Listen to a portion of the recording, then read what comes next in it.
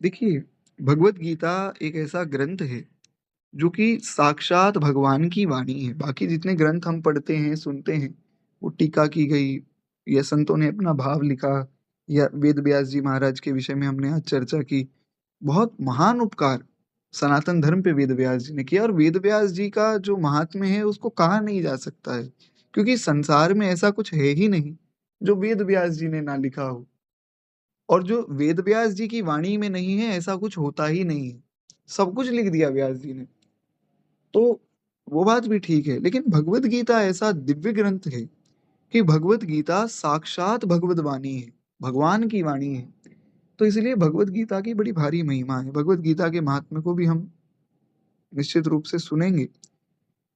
अभी परम पवित्र कार्तिक मास चल रहा है और परम पवित्र कार्तिक मास में हमने जो संकल्प लिया है, संकल्प तो क्या लिया है, एक मन में प्रेरणा बस भगवान की कृपा से हुई कि कार्तिक मास के अंतिम 2 दिनों में, चतुर्दशी के दिन और जो है पूर्णिमा के दिन, 2 दिन हम लोग 2 श्लोक भगवत गीता के सुनेंगे। बस उस भाव की पूर्ति के लिए हम लोग एक बार ये 2 श्लोक सुन रहे हैं।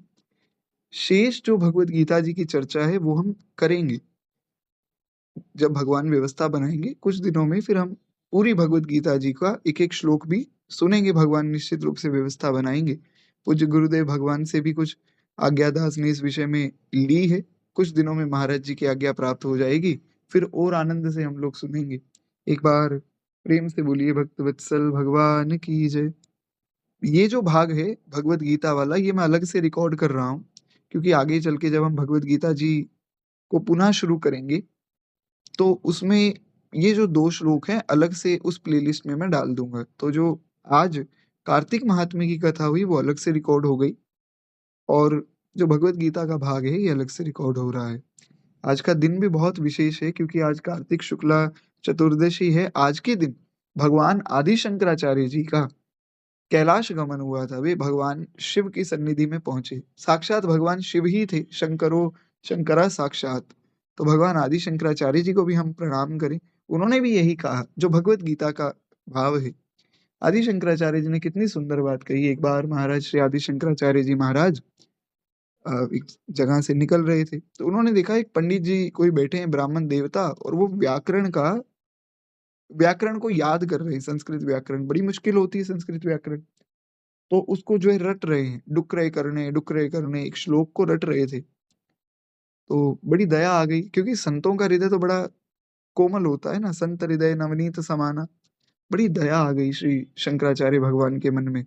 सब आचार्य चरण तो गुरु स्वरूप ही है ना, तो कहीं हमें भेद नहीं करना चाहिए। तो शंकराचार्य भगवान ने सोचा कि बेचारा कैसे बार-बार एक ही जो है व्याकरण के सूत्र को याद करता जा रहा है, तो उसको उन्होंने समझाया। संप्राप्ते सन्निहिते मरणे नहीं नहीं रक्षति डुक्रे करणे। बड़ा सुंदर भाव है। आदि शंकराचार्य भगवान ने समझाया कि अरे भैया, अरे बंधु, संप्राप्ते सन्निहिते मरणे, मृत्यु तो निश्चित है। ये डुकरे करने तुम्हारी रक्षा नहीं करेगा। क्या रक्षा करेगा? भज गोविंदम भज गोविंदम गोविंदम भज मूढ़मते गोविंदम भज मूढ़मते। आदि शंकराचार्य भगवान ने कहा कि गोविंद को भजो। क्यों? क्योंकि गोविंद रक्षा करेंगे। गोविंद का नाम रक्षा करेगा। ये डुकरे करने करने से रक्षा नहीं होगी। अंत काल में पछताओगे। तो इसीलिए एक सूत्र याद रखिए हम लोग।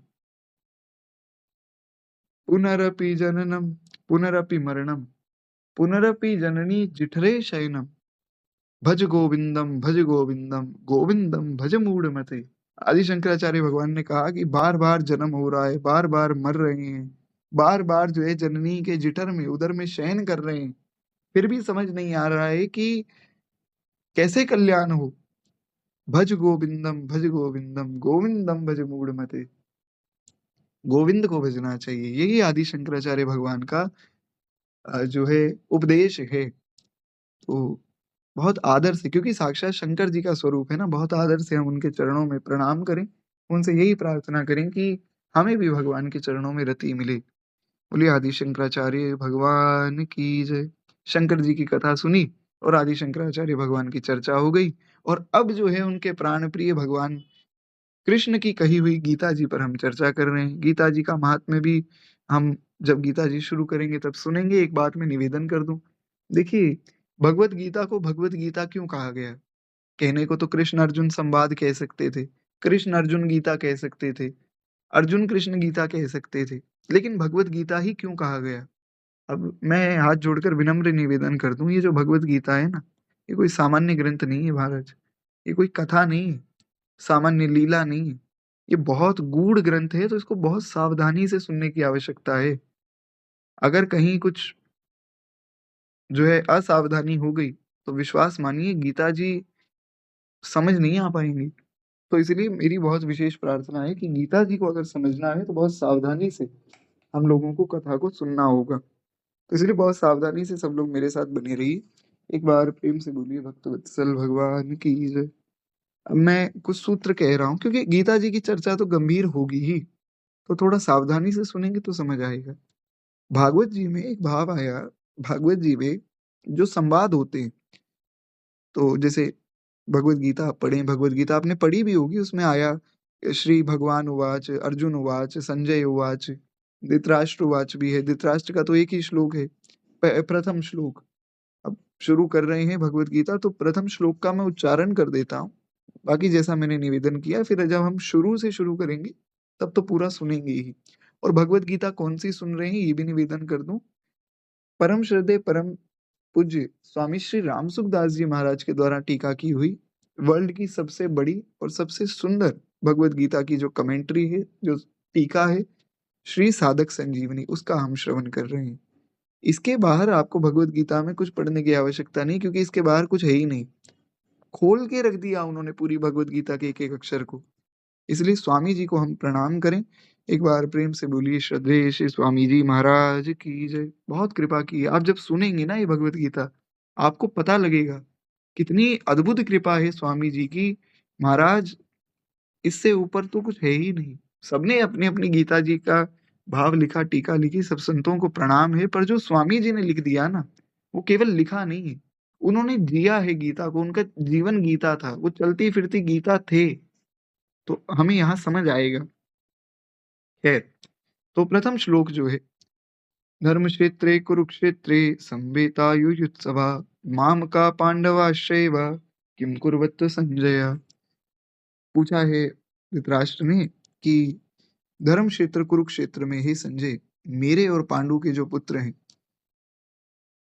वे क्या कर रहे हैं ये बताओ। बहुत संक्षिप्त में मैंने निवेदन किया, इसको बहुत विस्तार में हम आगे सुनेंगे। तो भगवत गीता जो है, उसमें जैसे आ गया धृतराष्ट्र उवाच, भगवान उवाच, अर्जुन उवाच, तो इसको फिर अर्जुन कृष्ण गीता या कृष्ण अर्जुन गीता क्यों नहीं कहा, भगवत गीता क्यों कहा? क्योंकि भागवत में भी ये प्रश्न उठा, भागवत में प्रश्न उठा कि परीक्षित शुक संवाद कहा गया, जबकि व्याकरण का अगर न्याय देखें, संस्कृत व्याकरण के अनुसार, जिसमें जो है जो छोटा शब्द है वो पहले आता है।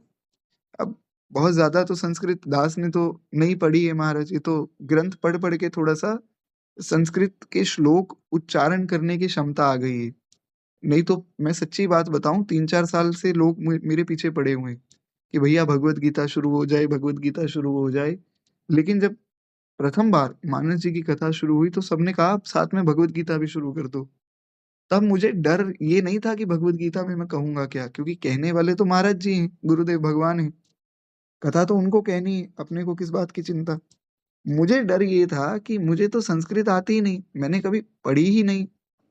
जहाँ मैं पढ़ा, वहाँ 8वीं कक्षा तक संस्कृत थी, जो हमारे यहाँ का सबसे अच्छा स्कूल माना जाता है। लेकिन जिस स्कूल में हम थे, वहाँ महाराज 8वीं के बाद संस्कृत थी। तो पहले जो है 8वीं तक मैं जिस स्कूल में था, वहाँ संस्कृत वैसे नहीं पढ़ी, और 9वीं में जिसमें गया, तो वहाँ पता लगा कि 8वीं तक तो संस्कृत थी, उसके बाद संस्कृत है ही नहीं। तो संस्कृत विधिवत रूप से तो कभी पढ़ ही नहीं पाया दास। तो ये डर था कि मैं श्लोक उच्चारण कैसे करूँगा? 25-30 श्लोक तो भगवान की दया से याद कर लिए थे, रट लिए थे। और बाकी श्लोक का क्या करें? तो इसलिए जो है गीता जी पर मैं कुछ बोलने से डरता था। अब प्रभु कृपा से थोड़ा पढ़-पढ़ के आप लोगों के आशीर्वाद से, क्योंकि कथा सुनानी होती है तो पढ़ना पड़ता है। तो उस कारण से थोड़ा श्लोक बोलने की सामर्थ्य आ गई। वो भी प्रभु कृपा से आ गई। हालाँकि अभी भी मैं योग्य नहीं हूँ, पर भगवान व्यवस्था करेंगे ऐसा पक्का विश्वास है। तो संस्कृत का ज़्यादा तो बोध नहीं है, पर जो संतों से भावदास ने सुना कि जिसमें लघु जो शब्द है उसको पहले रखा जाता है, तो शुक परीक्षित संवाद होना चाहिए था। परीक्षित शुक संवाद क्यों हुआ? उसके पीछे का कारण ये है कि परीक्षित सुख संवाद इसीलिए कहा गया कि परीक्षित जी का भाव है भागवत में। परीक्षित जी सुनना चाहते हैं कि गुरुदेव भगवान ये बताइए कि जो 7 दिन में मरने वाला है वो क्या करे? तो भाव की प्रधानता है परीक्षित जी की, इसलिए परीक्षित शुक संवाद। और यहाँ पर भगवत गीता में अर्जुन का नाम क्यों नहीं आया? कृष्ण अर्जुन संवाद क्यों नहीं कहा? क्योंकि अर्जुन तो सदा-सदा से भगवान के साथ थे। महाराज भगवान के अंतरंग सखा हैं अर्जुन। भगवान को कभी डाँट दिया, कभी भगवान चपलता कर रहे हैं तो भगवान को डाँट भी देते, "अरे कृष्ण, तुम्हारी चपलता नहीं जाती। अरे भैया तुम तो बहुत बड़े छलिया हो, छल करते हो। तुम तो हमारे साथ धोखा करते हो।" डाँटते थे। जब भगवान ने विराट रूप दिखाया तो अर्जुन डर गए। अर्जुन ने निवेदन किया, हम आगे भगवत गीता जी में सुनेंगे। अर्जुन ने कहा, "प्रभु मैं जाने-अनजाने में ना जाने क्या-क्या बोल गया आपको। कैसा मैंने व्यवहार कर दिया? मैं जानता ही नहीं था आप भगवान हैं।" अब सोचिए उस समय जब अर्जुन ये चपलता कर रहे थे भगवान के साथ, तो भगवान कह देते कि अरे भैया अर्जुन तुम हमारे बड़े अच्छे मित्र हो, चलो तुम्हें भगवत गीता सुना दें। तो क्या अर्जुन उस भाव से समझ पाते? जब तक अर्जुन ने ये नहीं कहा, कार्पण्यदोषोपत स्वभाव पृच्छामि त्वां धर्म सम्मूढ़ चेत शिष्यास्तेहं शालिमां त्वां प्रपन्नम्। तब तक जो है वे समझ नहीं पाते। जब ये बात कही दूसरे अध्याय के 11वें श्लोक में, तब भगवान ने भगवत गीता शुरू की, तब तक तो भगवान कुछ बोले ही नहीं। तो इसलिए इसमें प्रधानता है भगवान की वाणी की, इसलिए ये है भगवत गीता। भगवान के मुख से निकली गीता, भगवान के मुख से निकला गीत, तो ये हो गया भगवत गीता। भगवत मतलब भगवान का, और भागवत मतलब भक्त। जैसे भागवत महापुराण, तो वो भक्तों का उसमें चरित्र आ गया। भगवत गीता, लोगों को ये भी नहीं पता कि भागवत महापुराण और भगवत गीता अलग-अलग है। तो भगवत गीता जो है भगवान की वाणी है, और भागवत जो है वो भगवान का मतलब भगवान का चरित्र, भगवान का संत, भगवान का धाम, ये सब भागवत में आते हैं। भगवत मतलब भगवान की वाणी, या भगवान से सब, जैसे हमारा ग्रुप है भगवत मार्ग, तो भगवान की तरफ चलने का मार्ग। ये नाम भी बड़ा कृपा से मिला।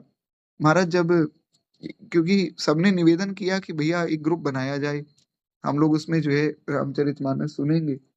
मैंने कहा कि ग्रुप बना रहे हैं तो कुछ नाम सोचें। बहुत से नाम मिले, पर प्रभु कृपा से जो है दास के मन में एक ही नाम आया था और वो भगवत मार्ग ही था। दूसरा नाम मुझे ना तो कोई सूझा, और अन्य भी बहुत से नामों के सबने अपने-अपने सुझाव दिए, पर अंततोगत्वा यही नाम सबने स्वीकार कर लिया। तो भगवत मार्ग, भगवान की तरफ बढ़ाने का मार्ग, और भागवत मतलब भगवान का। हम भक्तों को भी भागवत कहते हैं। क्यों? क्योंकि वो भगवान के हैं। जो भागवत महापुराण है उसमें भगवान का चरित्र है, इसलिए वो भागवत महापुराण है।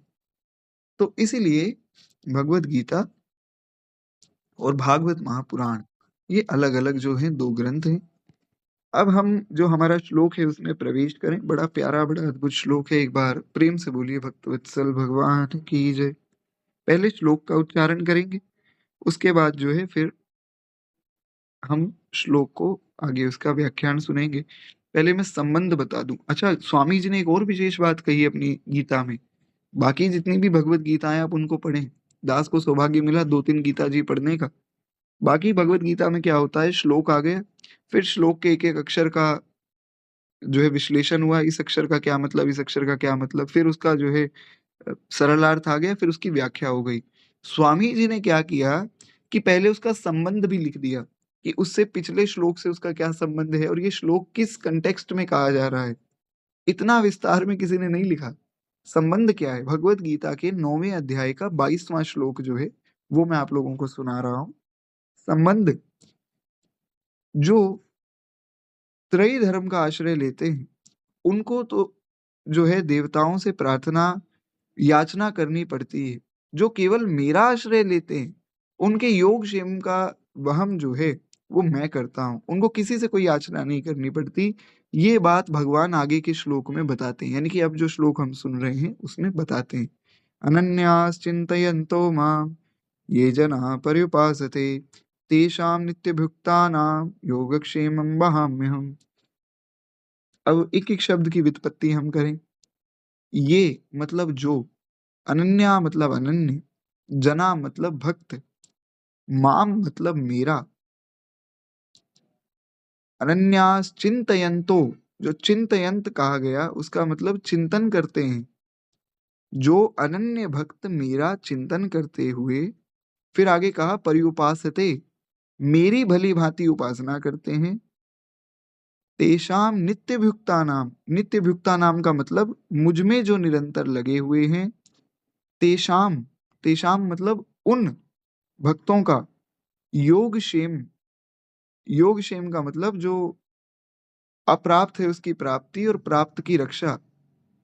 अहम, अहम मतलब मैं, वहामी, वहामी मतलब वहन करता हूँ। तो अब देखिए कितना विस्तार में कहा श्री स्वामी जी ने, अनन्यास चिंतयन्तो माम ये जना पर्युपासते तेषाम नित्यभुक्तानां योगक्षेमं वहाम्यहम्। एक मैं और विशेष निवेदन कर दूं कि अभी तो भगवत गीता की शुरुआत ही है महाराज। संभव हो तो आप लोग जो है साधक संजीवनी की एक पोथी मंगा लीजिए। किसी के पास हो तो बहुत कृपा है, नहीं हो तो देखिए विश्वास मानिए आप मेरे कहने पे। मैंने आज तक कभी किसी को ये नहीं कहा कि ये ग्रंथ मंगा लो या ये श्लोक याद कर लो, ये चौपाई याद कर लो, आप लोग जानते हैं।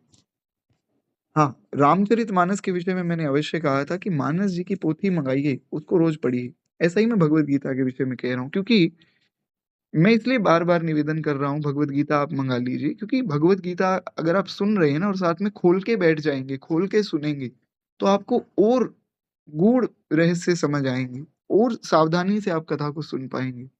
इसलिए मेरी प्रार्थना है, अभी तो हम 2 ही श्लोक सुन रहे हैं, आगे जब भगवत गीता कुछ 15-20 दिन में, 1 महीने में जब शुरू करेंगे, तो पोथी आप अवश्य मँगाइएगा भगवत गीता की। 2 ग्रंथ मेरी प्रार्थना है, एक तो रामचरितमानस अवश्य मँगाइए और एक भगवत गीता साधक संजीवनी। साधक संजीवनी ही मँगाइएगा, ₹400 की आती है पोथी, बड़ी अद्भुत जो है ये स्वामी जी की रचना है।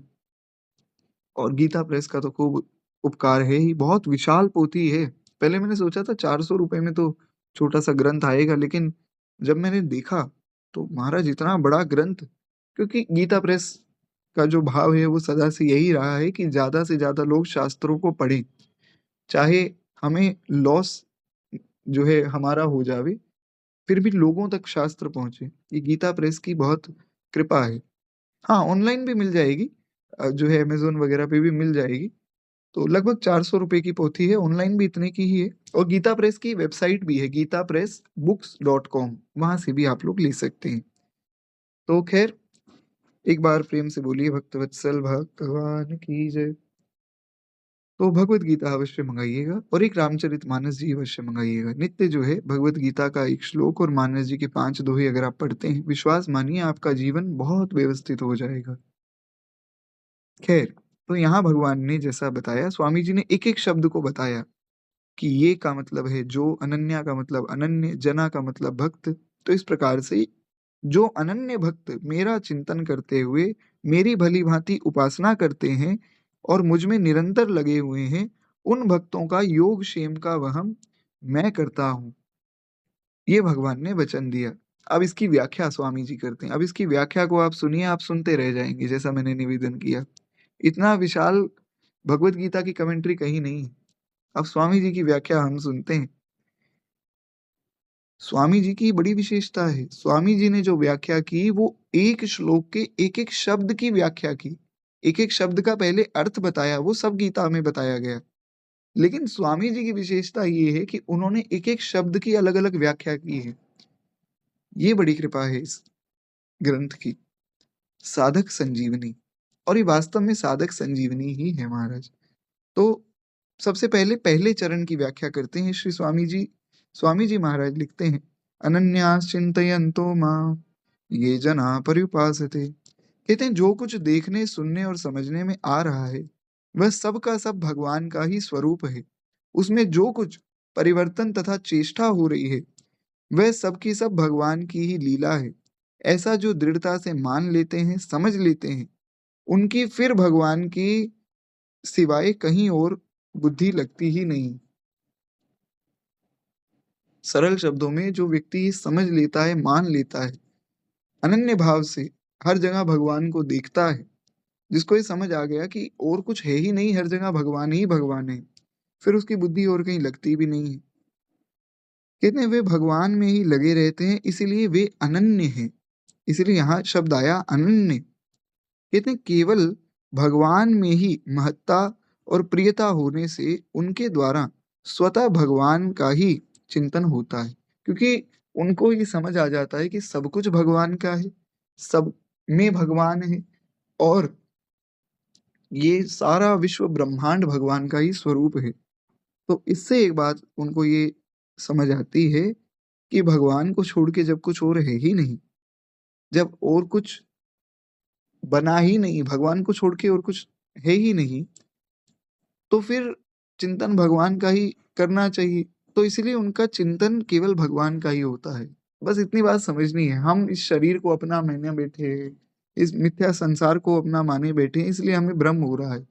वास्तव में हर जगह देखे तो सब में नारायण नारायण, नारायण सबके नारायण नारायण, नारायण सब में नारायण सबके नारायण, सब कुछ नारायण नारायण नारायण, श्रीमन नारायण नारायण नारायण, भजमन नारायण नारायण नारायण, सब जगह नारायण ही नारायण है। तो इसलिए कहते हैं कि जो इस बात को समझ लेता है कि सब जगह भगवान ही है और भगवान को छोड़ के दूसरा कुछ नहीं है, सारा संसार भगवान की लीला ही है, फिर उसको भगवान के सिवा और कुछ नहीं दिखाई देता है और उसका चिंतन केवल भगवान में ही लग जाता है। ये भगवान की बड़ी भारी कृपा है। एक बार प्रेम से बोलिए भक्तवत्सल भगवान की। ये वचन है संतों का। वैष्णव कौन, भक्त कौन, रसिक कौन? हमारे गुरुदेव भगवान बताते हैं कि जिसका एक क्षण भी व्यर्थ ना जावे। नारद भक्ति सूत्र का ही सूत्र है। नारद जी ने कहा कि जिसका एक क्षण भी व्यर्थ ना जावे, भगवान से विमुख किसी कार्य में जो एक क्षण के लिए भी ना लगे, वही वास्तव में वैष्णव है। यही वैष्णव की, भक्त की या रसिक की सच्ची परिभाषा है। तो इसलिए भगवान ने कहा अनन्यास चिंतयन्तो मां, अनन्य भाव से चिंतन। अब देखिए, जैसा आपने कहा कि भैया आपको ऐसा नहीं बोलना चाहिए कि मैं पापी हूँ, मैं दुष्ट हूँ, लेकिन वास्तव में ऐसा है। और एक ही बात जो है अनुभव में आती है कि इस श्लोक के 4 चरण हैं। पहली बात तो भगवान ने कहा अनन्यास चिंतयन्तो मां। दूसरी बात कही ये जना पर्युपासते। मैं आशा करता हूँ कि आप लोगों को ये श्लोक समझ आया होगा, क्योंकि कल की कथा में हमने इस श्लोक को एक-एक अक्षर को विस्तार में सुना था कि इस अक्षर का क्या अर्थ है। आज मैं यूट्यूब पे ये अपलोड करूँगा ना, तो एक बार आप पूरी कथा को एक साथ पुनः सुन लीजिएगा। ये पूरा श्लोक अपलोड कर दूँगा मैं, तो एक साथ पुनः सुन लीजिएगा, तो और अच्छे से क्लियर हो जाएगा। तो खैर 4 चरण हैं। तीसरा चरण है तेषां नित्यभुक्तानां। नित्यभुक्तानां मतलब मुझ में जो निरंतर लगे हुए हैं। तेषां, तेषां मतलब उन भक्तों का। तो 3 बातें भगवान ने कही कि अनन्य भाव से मेरा चिंतन करो, जो है मेरी उपासना करो, तीसरा जो है निरंतर मुझ में लगे रहो। उन भक्तों का मैं योग क्षेमम वहाम्यहम्। उन भक्तों का योग क्षेम का वहम करता हूँ। तो मुझ पापी के जीवन में ना तो अनन्य चिंतन है, ना भगवान की उपासना मैं कर पाता हूँ, और ना ही नित्य भगवान का स्मरण करता हूँ। नित्य संसार का स्मरण चलता रहता है। पर चौथा चरण ज़रूर है जीवन में, योग क्षेम वहाम्य हम। भगवान योग क्षेम का वहन कर लेते हैं। ये भगवान की करुणा है। खैर एक बार प्रेम से बोलिए भक्तवत्सल भगवान की जय। अब हम लोग आगे जो हमारा श्लोक है उसको हम सुने। पहला जो चरण है उसको हम कल सुन चुके थे। हमने सुना था कि जो केवल भगवान को ही हर जगह देखता है, उसी का ही अनन्य चिंतन बनता है। या ऐसा कहें कि जिसकी महत्व बुद्धि केवल भगवान में है, जो ये जान गया है कि हर जगह सर्वत्र भगवान ही है, भगवान को छोड़कर दूसरा कुछ है ही नहीं, वो ही वास्तव में अनन्य है। अनन्य का मतलब ये नहीं है कि महाराज आजकल तो बड़ी लड़ाई चलती है, हम तो जी अनन्य हैं। एक व्यक्ति हमारे गुरुदेव भगवान को एक ट्रेन में मिले। अब देखिए हमारी जो कथा है उसकी शैली थोड़ी अलग है, क्योंकि वैसे तो जो भगवत गीता जी है, मैंने कल भी निवेदन किया था, ये एक बड़ा गंभीर ग्रंथ है, इसमें कथा नहीं है, कोई लीला नहीं है, ये तो ज्ञान मिल रहा है। लेकिन अगर केवल ज्ञान लेते रहेंगे ना तो शायद हम उतने अच्छे से समझ ना पाए। तो अभी तो हम लोग 2 श्लोक सुनने के लिए जुड़े हैं। मैंने कल भी निवेदन किया था, भगवत गीता शुरू हो चुकी है। तो अब जो है पूरी भगवत गीता सुनकर ही हम मानेंगे। आगे जैसे ठाकुर जी की इच्छा कि हम भगवान के चरणों में बैठे हैं सुनने के लिए, तो पूरी भगवत गीता सुनेंगे। लेकिन इसकी शैली वैसी ही रहेगी जैसी हमारी कथाओं की शैली रहती है। क्योंकि बिना रामचरितमानस के जो है चौपाइयाँ कहे, बिना संतों का बीच में कुछ उदाहरण दिए, कथा हो नहीं पाएगी महाराज, मुझसे तो हो नहीं पाएगी। केवल ज्ञान की बात तो समझ ही नहीं आती है। तो इसलिए बीच-बीच में हम ऐसा सुनते रहेंगे। तो मेरी बड़ी विशेष प्रार्थना है गंभीरता से तो हम बैठे। साथ में जो है सावधानी से सुनेंगे तो उदाहरण के माध्यम से सब समझ आ जाएगा। क्योंकि देखिए भक्ति एक बहुत गंभीर विषय है। भक्ति को ज़्यादा हँसी-मज़ाक में, मस्ती-मज़ाक में नहीं पढ़ना चाहिए। भक्त को बचना चाहिए थोड़ा-सा। अभी एक ट्रेंड चल रहा है, आपने देखा होगा, जिसमें क्या है जो वैष्णव जन हैं, बहुत से वैष्णवों को मैंने देखा, तो वो क्या कर रहे हैं, अलग-अलग संप्रदायों के सब वैष्णव, वो एक वीडियो बना रहे हैं। वीडियो में जैसे एक व्यक्ति है, वो सोच रहा है कि अरे माला करने का मन नहीं कर रहा है, फ़ोन चला लें। तो फिर सब वैष्णव आते हैं और हाथ दिखाते हैं कि अरे नहीं, ऐसा नहीं करना। जैसे बड़े लोग घर में बच्चे को डाँटते हैं ना, वैसा। तो सब वीडियो बना रहे हैं अपने मित्रों के साथ, अच्छी बात है। पर देखिए दास का भाव कुछ और है। हमारा संबंध केवल ठाकुर जी से और संतों के नाते से, सब वैष्णवों से है। तो कोशिश करें इन सब चीज़ों से बचा जाए। बाकी मैं किसी पर अपना भाव थोप नहीं रहा हूँ। मेरा भाव कुछ अलग है। आप लोग जिस प्रकार से भगवत स्मरण बने करना चाहिए। मैं ये नहीं कह रहा हूँ कि नहीं कर सकते हैं, पर कोशिश करें कि जो संतों की रहनी है, जैसे तुलसीदास जी हैं, सूरदास जी हैं, मीराबाई हैं, उनकी वाणी का अगर हम आश्रय लेकर उनके अनुरूप रहेंगे, तो हमारी भक्ति और तीव्रता से बढ़ेगी। मैं केवल इतना निवेदन करना चाहता हूँ। तो इसीलिए मैं ये निवेदन कर रहा हूँ कि भगवत गीता भी हम सुनेंगे, तो संतों की वाणी का आश्रय अवश्य लेंगे, क्योंकि उसके बिना हमें समझ ही नहीं आएगा कुछ। तो खैर एक बार प्रेम से बोलिए भक्तवत्सल भगवान की जय। तो महाराज हुआ क्या कि महाराज जी हमारे बैठे थे ट्रेन में, तो एक व्यक्ति मिले और व्यक्ति को महाराज जी ने कहा कि लो भैया प्रसाद ले लो। तो उन्होंने कहा महाराज जी हम तो हमारे ठाकुर जी का ही प्रसाद लेते हैं, हमें तो गुरु जी की आज्ञा है कि ठाकुर जी का प्रसाद ही लेना है। गुरु जी की आज्ञा वास्तव में ये थी कि भगवान का प्रसाद ही पाना है। जो वस्तु भगवान को निवेदित नहीं है वो नहीं पानी। ये तो सब संप्रदायों में, सब परंपराओं में यही आज्ञा है, भगवान का प्रसाद ही पाना चाहिए। उन्होंने क्या समझा, उन्होंने सोचा कि जो हमारे ठाकुर जी हैं, हमारे गुरु जी के, खाली उनका प्रसाद ही लेना है, दूसरे किसी का प्रसाद नहीं लेना। तो थोड़ी देर बाद जो है वो ट्रेन में और भी लोग आते हैं ना, वो दाल वगैरह बनाते हैं, तो वो आए, वो दाल बेच रहे थे। तो इन्होंने महाराज उसको दिए 20 रुपए और वो दाल ले ली और खूब प्रेम से पाने लगे। तो महाराज जी ने कहा कि भैया आपको एक बात कहें? तो बोले कहो महाराज। महाराज जी ने कहा बुरा तो नहीं मानोगे? बोले नहीं, नहीं आप संत हो, आपकी बात का क्या बुरा मानना बताइए? महाराज जी ने कहा कि भगवान का प्रसाद लेने से तो आपने मना कर दिया और ये जो है प्याज युक्त, भगवान जाने क्या क्या इसमें मिला है, किसने बनाई, कैसे बनाई, कहाँ बनाई, ये प्याज युक्त आप दाल जो है खूब प्रेम से खा गए। बोले महाराज जी, हमारे गुरु जी ने कहा कि अनन्य रहना है, अनन्य भाव से जो है अपने ठाकुर जी की सेवा करनी है और उनका ही प्रसाद पाना है। तो वास्तव में महाराज जी तो उसके बाद कुछ नहीं बोले। हमारे महाराज जी का स्वभाव है, वो ज्यादा बहस नहीं करते हैं, किसी से लड़ाई झगड़े में भी नहीं पड़ते हैं। आप देखिए, जितनी भी ऑनलाइन कंट्रोवर्सीज होती हैं, बड़े बड़े महात्माओं के बीच में भी हो जाती, कई बार हमारे महाराज जी का कहीं नाम नहीं आता है, क्योंकि वो पढ़ते ही नहीं है इन सब चक्करों में। तो खैर महाराज जी ने कहा ठीक है, जैसी आपकी इच्छा हो। पर वहां पर महाराज जी ने उदाहरण दिया कि देखो, ये अनन्यता नहीं है। अनन्यता ये है कि हर स्वरूप में श्री ठाकुर जी का दर्शन हो। श्री मीराबाई जो है, उनको हर जगह श्री कृष्ण ही दिखते हैं, कृष्ण को छोड़कर कुछ दिखता ही नहीं है। भगवान का स्वरूप जो है, जो जिसमें हमारी निष्ठा है, वो ही हर स्वरूप में दिखे। वास्तव में ये सच्ची अनन्यता है। सिया राम मैं सब जग जानी, करहूं प्रणाम जोरि जुग पानी। तो स्वामी जी ने कहा सारा संसार तो सिया राम में है, तो मैं क्यों ना प्रणाम करूं। तो बहुत सी कथाएं हैं अनन्यता पर, तो आगे धीरे धीरे हम और भी सुनेंगे। तो अब हम पुनः प्रवेश करें। तो इसलिए अनन्यता का मतलब ये है कि जो हमारी गुरु परंपरा है, जो हमारी संत परंपरा है, उसको हम माने, उसके नियमों को भी माने।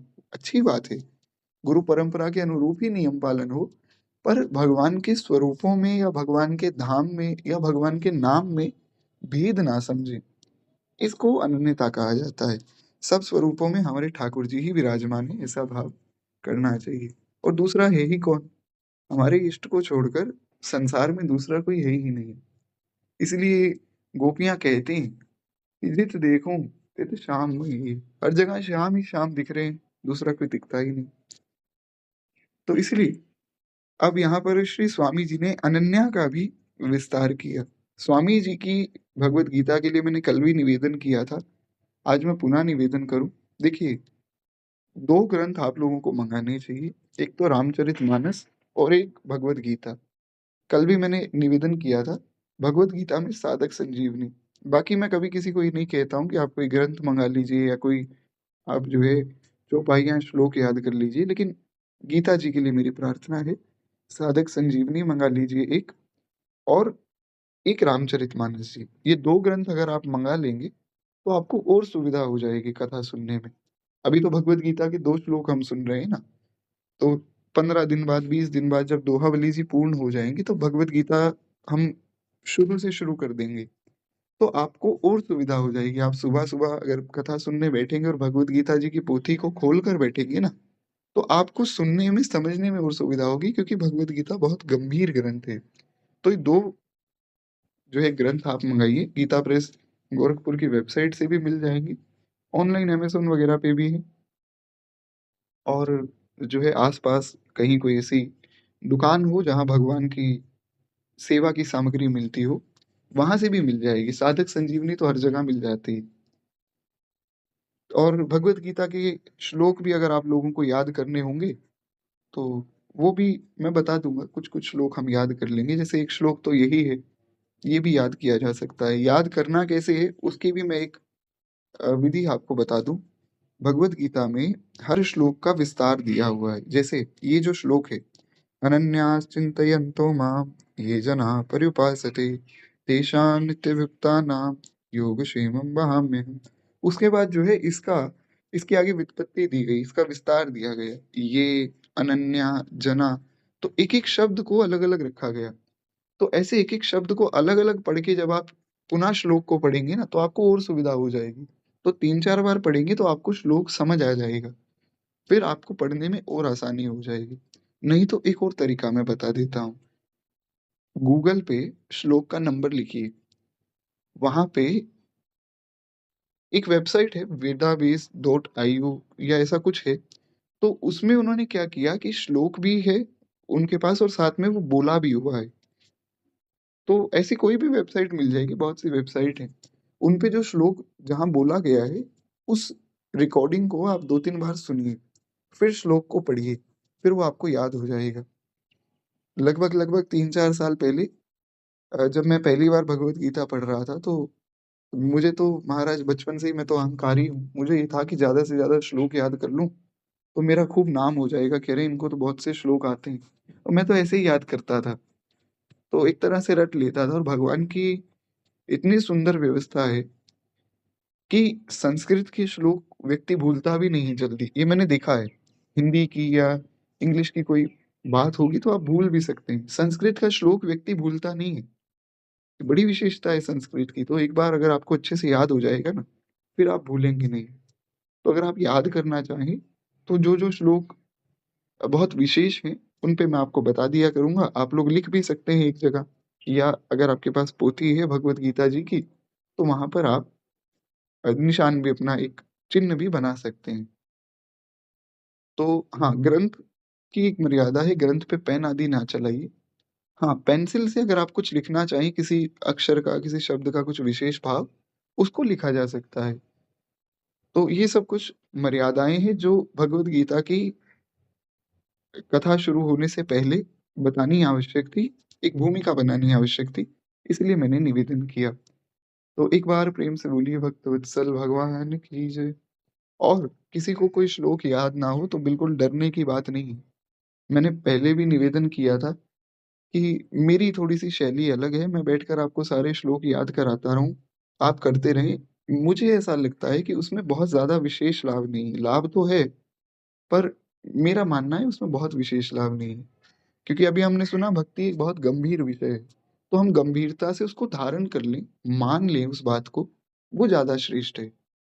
अब जैसे श्लोक तो प्रभु कृपा से दास को भी बहुत से याद हैं, लेकिन श्लोक याद होने से क्या होता है, मानता थोड़ी हूँ मैं एक भी बात। लेकिन अगर आप मान लेंगे और आपको याद नहीं होगा, तो आप जो है मुझसे श्रेष्ठ हो जाएँगे। तो इसलिए श्लोकों को धारण करना आवश्यक है। साथ में याद करें तो ठीक है। तो ख़ैर, श्री स्वामी रामसुखदास जी महाराज ने आगे वर्णन किया कि अनन्या, अनन्या का क्या अर्थ है? अनन्या कहने का दूसरा भाव ये है कि उनके साधन और साध्य केवल भगवान ही हैं।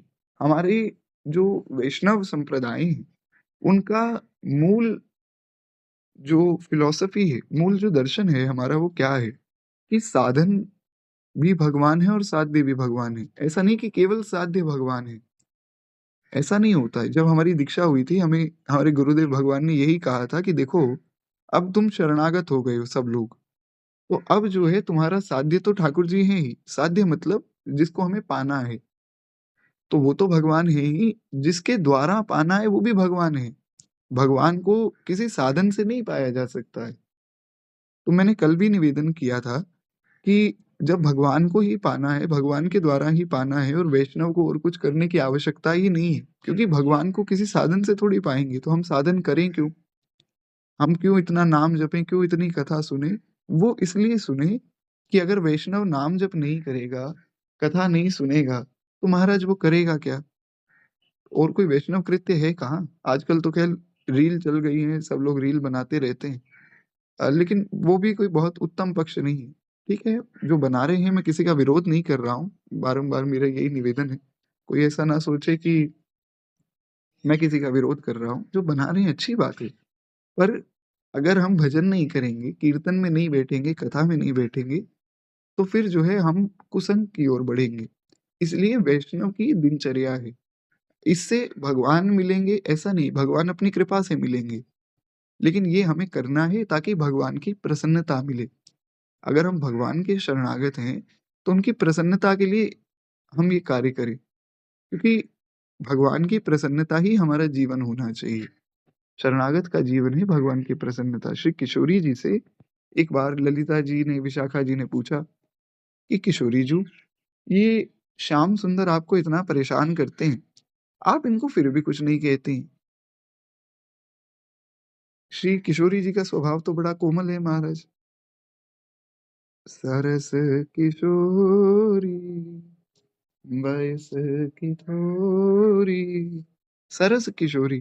किशोरी जी बहुत सरल स्वभाव वाली हैं। तो ललिता जी, विशाखा जी ने कहा कि आप इनको कुछ कहती क्यों नहीं? ये आपको इतना परेशान करते हैं। किशोरी जी ने कहा कि देखो, श्याम सुंदर हमारे आराध्य हैं। वे हमें मारें या हमें डाँटें या हमसे प्रेम करें, हमें खूब जो है दुलार करें, हमें उनकी सब बातें स्वीकारें। हम सब कुछ उनके सुख के लिए ही कर रहे हैं। उनको जिस प्रकार से सुख पहुँचे, हम उसमें ही प्रसन्न हैं। चैतन्य महाप्रभु ने तो यहाँ तक कह दिया कि भगवान भरे बाज़ार में मेरी बेइज़्ज़ती कर दें या मुझे कुचल डालें, तो भी मुझे कोई चिंता नहीं, बस भगवान प्रसन्न रहें। इसलिए श्री भरत जी का भाव देखिए, भरत जी का भाव सबसे श्रेष्ठ क्यों माना गया?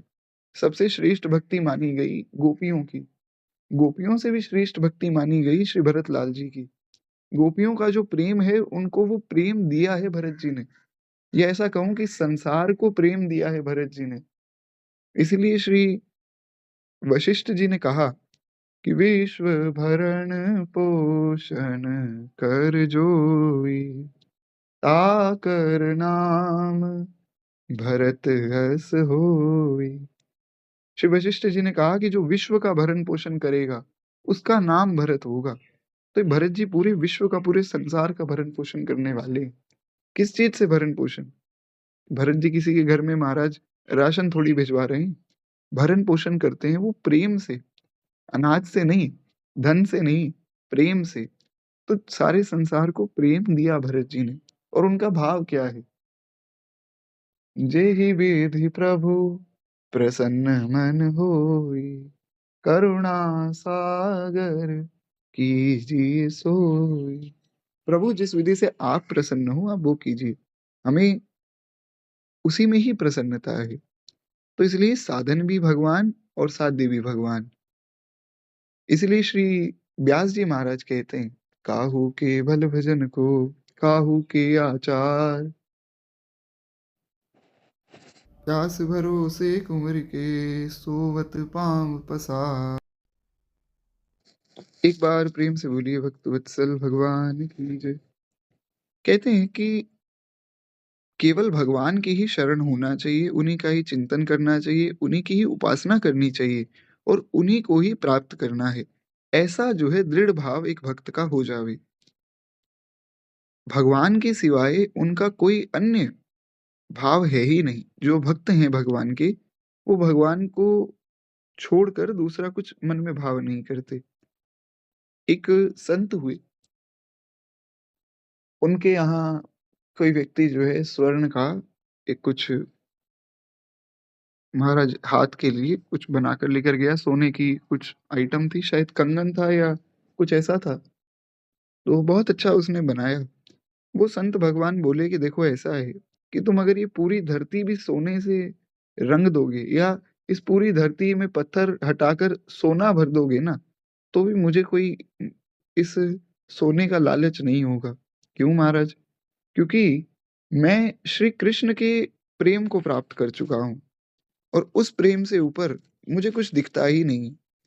इसलिए श्री कबीर बाबा ने कहा, जो सुख पायो राम भजन में, सो सुख नाहि अमीरी में, मन लागो मेरो यार फकीरी में। श्री कबीरदास जी ने कहा कि अब मेरा मन फकीरी में लग गया।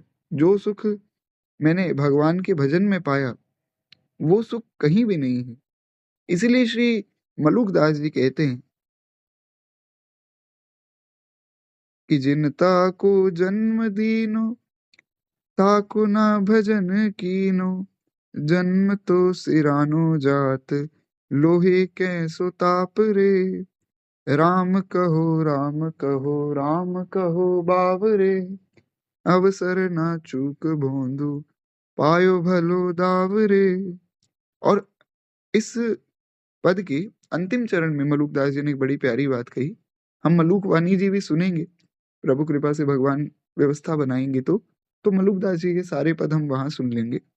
पर इस पद के अंत में एक बड़ी सुंदर बात कही, कहत मलुक दास छोड़ देते झूठी आस, आनंद मगन हो के हरि गुण गावरे, राम कहो राम कहो राम कहो बावरे।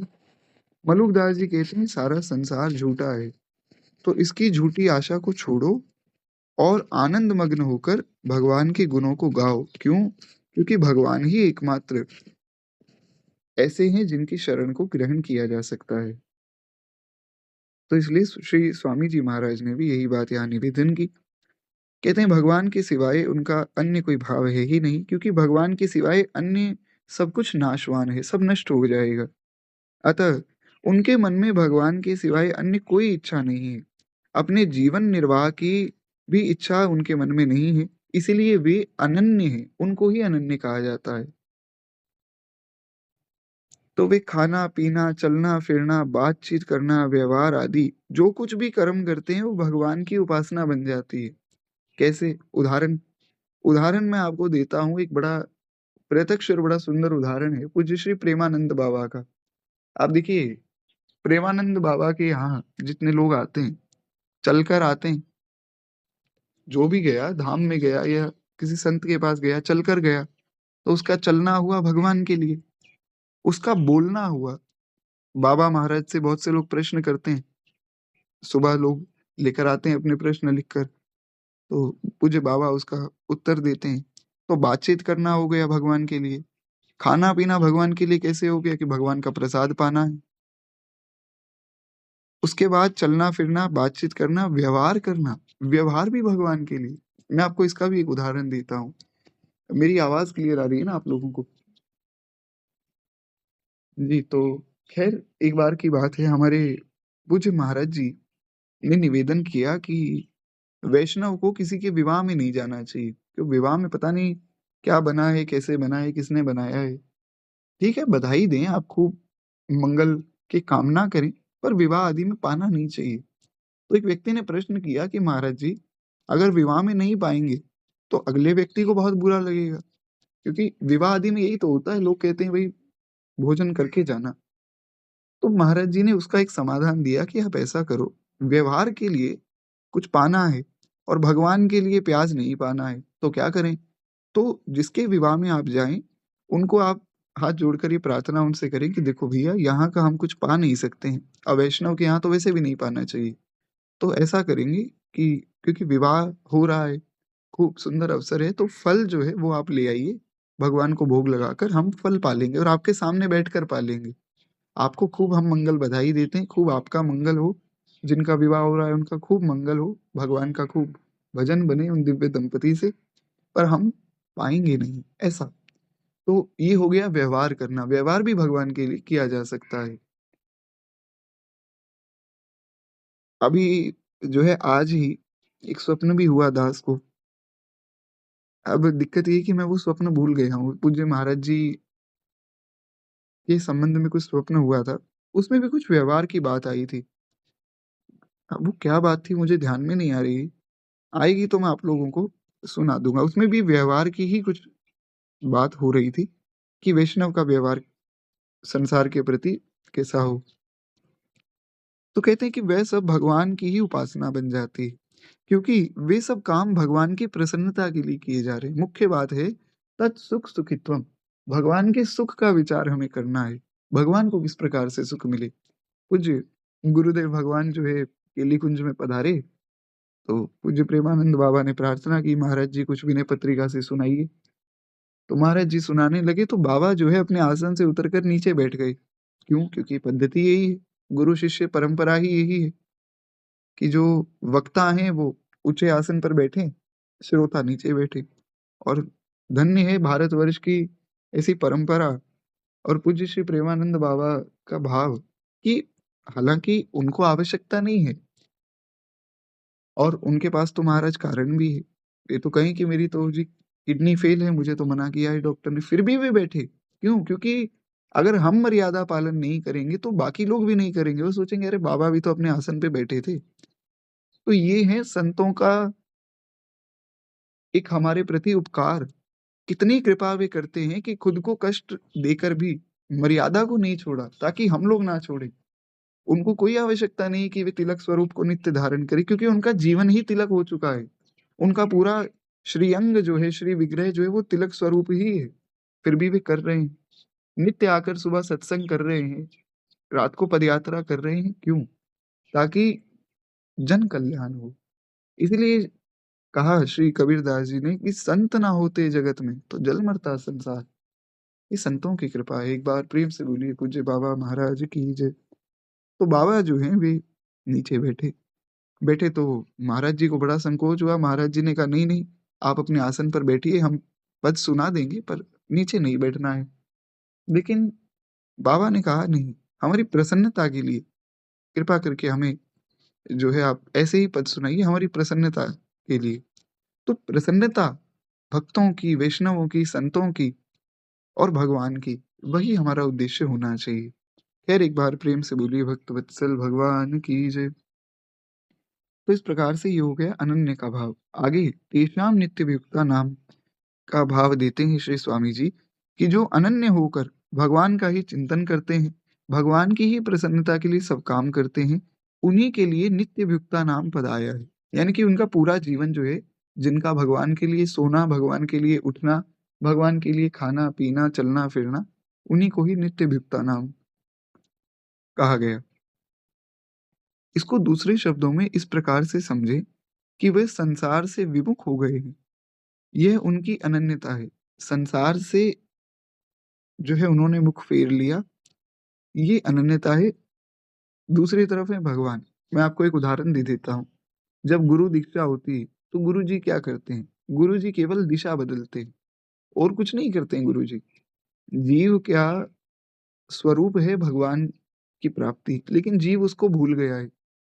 तो वो भगवान की तरफ तो पीठ किए हुए खड़ा है और संसार को निहार रहा है।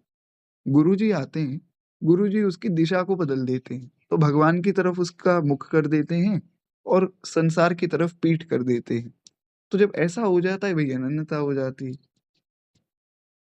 तो कहते हैं वे केवल भगवान के सन्मुख हो गए और उनका ही चिंतन और सक्रिय-अक्रिय सभी अवस्थाओं में भगवान की सेवा परायण वे हो गए। हर अवस्था में भगवान की सेवा का भाव रहता है, यही उनकी उपासना है। उपासना यही है कि भगवान को सुख मिले, गुरु जी को सुख मिले, यही हमें करना है। ये तीनों बातें जिनमें हों, उन्हीं को ही नित्यभियुक्त कहा गया है। अंतिम चरण अब श्लोक का आया, योग क्षेमं वहाम्यहम्। अपर्याप्त वस्तु की प्राप्ति करा देना योग है। जो हमारे पास नहीं है, वो मिल जावे, यही तो योग है। किसी को चाहिए कि महाराज मुझे इंद्र का पद मिल जाए, अभी तो है नहीं, पर योग के बल से पाया जा सकता है। तो योग है अप्राप्त वस्तु की प्राप्ति करा देना। आशा करता हूँ आप लोगों को सब समझ आ रहा होगा, क्योंकि स्वामी जी ने स्वयं भी बहुत विस्तार कर दिया, बाकी जहाँ-जहाँ विस्तार की आवश्यकता है वहाँ हम सुन ही रहे हैं। क्योंकि अभी हमें एक श्लोक और सुनना है, तो इसलिए थोड़ा-सा मैं प्रणाम करता चल रहा हूँ सब भावों को। तो कहते हैं जो अप्राप्त है उसकी प्राप्ति योग है और जो प्राप्त है, जो पहले से ही है, उसकी रक्षा है क्षेम। तो योग और क्षेम 2 बातें। तो भगवान कहते हैं कि मेरे नित्य निरंतर मेरे में जो लगे हुए लोग हैं, उनके योग और क्षेम दोनों का वहन मैं करता हूँ। वास्तव में देखा जाए तो अप्राप्त वस्तु की प्राप्ति कराने में योग का वहन हो जाता है और प्राप्त वस्तु जो है, उसकी रक्षा करने में क्षेम का वहन हो जाता है। लेकिन एक और बात है, अगर अप्राप्त वस्तु ना मिली, तो भी उसको योग ही कहा जाएगा। मैं उदाहरण देता हूँ, मान लीजिए एक छोटा बच्चा है, छोटे बच्चे को तो कुछ भी नहीं पता महाराज, वो तो जो कुछ देखता है उसको मुख में डाल लेता है। तो अब एक छोटा बच्चा विष मिला हुआ एक लड्डू मान लीजिए पड़ा है, या ऐसा कहें बहुत पुराना एक लड्डू हो गया बहुत समय से, एक्सपायर हो गया ऐसा कहा जा सकता है।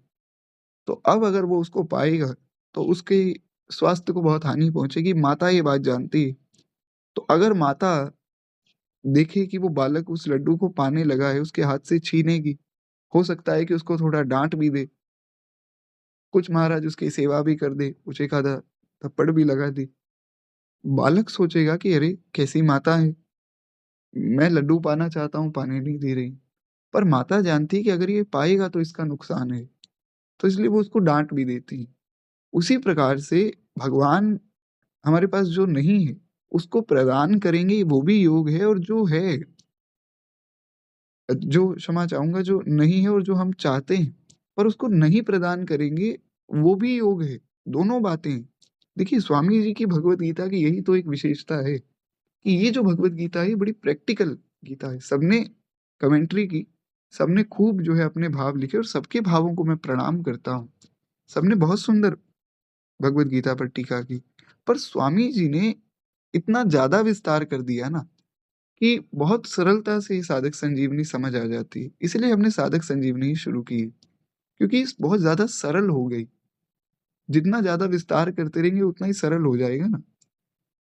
तो जो वस्तु नहीं है उसको प्राप्त करा देना भी योग है और ना कराना भी योग है। इसलिए श्री गोस्वामी जी का एक पद है विनय पत्रिका जी में श्री जिसमें श्री गोस्वामी जी कहते हैं, वो पद मुझे पूरा याद नहीं है पर श्री गोस्वामी जी ने कहा कि प्रभु अति भलो कीनो, जो मोहि सिख दीनो। प्रभु, आपने मुझे कष्ट दिया, मुझे सीख दिया, आपने बहुत अच्छा किया। क्यों? क्योंकि मैं जो है पापों की ओर जा रहा था, तो आपने मुझे डाँट कर, झपट कर पुनः अपनी ओर बुला लिया, ये मुझ पर कृपा की। तो इसी प्रकार से कोई वस्तु ना भी मिली तो ऐसा नहीं सोचना चाहिए कि भगवान ने तो कहा था कि मैं अप्राप्त की प्राप्ति करा दूँ।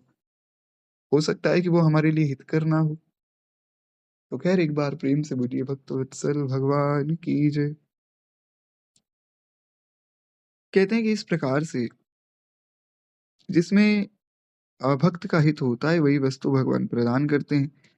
ऐसे ही प्राप्त वस्तुओं की रक्षा करना क्षेम है और रक्षा ना करना भी क्षेम है। जो प्राप्त है, अगर वो है ही हानिकारक फिर जैसे किसी को कोई सिद्धि प्राप्त है, तो उस सिद्धि से जो है वो लोगों के मन को पढ़ लेता है या उस सिद्धि से वो जल पे चलने लग जाता है, जो भी कुछ सिद्धि प्राप्त है। अब उस सिद्धि के कारण उसकी खूब वाहवाही हो रही है, तो उसकी रक्षा ना करना, वो सिद्धि लुप्त हो जाए, तो वो ये सोचे अरे भगवान ने तो कहा था मैं रक्षा करूँगा, तो वो रक्षा ना करना भी कल्याणप्रद है। कि भगवान चाहते हैं कि मेरी तरफ लगो, मान, पद, प्रतिष्ठा इनसे बचो। कहते हैं अगर भक्ति जो है बढ़ती हो, भक्त की भक्ति बढ़ती हो, उसका कल्याण होता हो तो भगवान प्राप्त की रक्षा करेंगे, कल्याण ना होता हो तो नहीं करेंगे। क्योंकि इसमें ही उसका क्षेम है। क्षेम का सच्चा अर्थ है भक्त के कल्याण के लिए उसकी प्राप्त वस्तु की रक्षा करना। तो इस प्रकार से यहाँ स्वामी जी ने निवेदन किया। कहते हैं कि महाराज जिस वस्तु से या जिस कार्य से भक्त की भक्ति नहीं बढ़ती हो, भगवान उसको नष्ट कर देंगे। क्यों? क्योंकि यहाँ पर उसको नष्ट करना ही उसका क्षेम है। अब आशा करता हूँ कि आपको एक-एक अक्षर जो है अच्छे से समझ आया होगा। ऐसे ही सोचिए जब हम पूरी भगवत गीता को एक-एक अक्षर के सहित सुनेंगे, कितना हमें जो है श्रवण करने का अवसर मिलेगा और कितनी ऐसी बातें सुनने को मिलेंगी जिससे हम और अच्छे से भजन में लग पाएँगे। इसलिए ये भगवत गीता बहुत अद्भुत है महाराज। है। आगे कहते हैं कि इसीलिए भगवान के भक्त अनुकूल और प्रतिकूल दोनों परिस्थिति में परम प्रसन्न रहते हैं। भगवान के जो भक्त होते हैं, वे हर परिस्थिति में प्रसन्न रहते हैं। भगवान पर निर्भर रहने के कारण उनका वे दृढ़ विश्वास हो जाता है कि जो भी परिस्थिति आवे, भगवान की ही भेजी हुई है। अतः अनुकूल परिस्थिति हो या प्रतिकूल परिस्थिति हो, उनका यह भाव मिटता नहीं। और उनका ये भाव मिट जाता है कि परिस्थिति अनुकूल है, प्रतिकूल। ये नहीं मिटता है कि हम भगवान के हैं। बस उनको ये लगता है कि भगवान का ही स्मरण बन रहा है ना, तो उनको समझ ही नहीं आता है कि हमारे साथ अच्छा हो रहा है, बुरा हो रहा है। बुरा तो नहीं होता है, पर संसार की दृष्टि में ऐसा लगता है कि अरे! देखो बेचारा कितना भजन करता था, कितना बुरा इसके साथ हुआ, घर-परिवार छूट गया, सब कुछ छूट गया। लेकिन हमें क्या पता कि उसके जीवन में कितना आनंद है। तो ख़ैर एक बार प्रेम से बोलिए भक्तवत्सल भगवान की जय। और ऐसा जो भक्त है वही वास्तव में अनन्य है। यही अनन्यता का सच्चा अर्थ है। कहते हैं कि महाराज भगवान ने जो किया वो भी ठीक है और जो नहीं किया वो भी ठीक है। उसी में हमारा कल्याण है, ऐसा उनका भाव हो जाता है। ऐसा होना चाहिए, ऐसा नहीं होना चाहिए, ये सोचने की किंचित मात्र भी आवश्यकता नहीं है। अरे! ऐसा हो सकता था या ऐसा क्यों नहीं हुआ, ये भक्त को नहीं सोचना चाहिए। हमारे यहाँ श्री रामानंद संप्रदाय में जो हमारे संप्रदाय का मूल ग्रंथ है, श्री वैष्णव मताब्ज भास्कर। हालाँकि सब वैष्णवों को पढ़ना चाहिए, कोई भी किसी भी संप्रदाय से हो, बड़ा सुंदर उसमें सब प्रकार की शिक्षा है। हर प्रकार की शिक्षा दी गई श्री वैष्णव मताब्ज भास्कर में। परम पूज्य आचार्य चरण श्रीमद आद्य रामानंदाचार्य भगवान ने सब प्रकार की वैष्णव को क्या करना है, क्या नहीं करना है, सब कुछ लिख दिया। तो उसमें श्री आचार्य चरण ने एक बात लिखी कि वैष्णव को अपनी चिंता का अधिकार ही नहीं है। एक वैष्णव को अपनी चिंता करने का कोई अधिकार नहीं। ये बड़ी सुनने में विचित्र लग सकती है बात। एक तो ये होता है कि हम अपनी चिंता ना करें,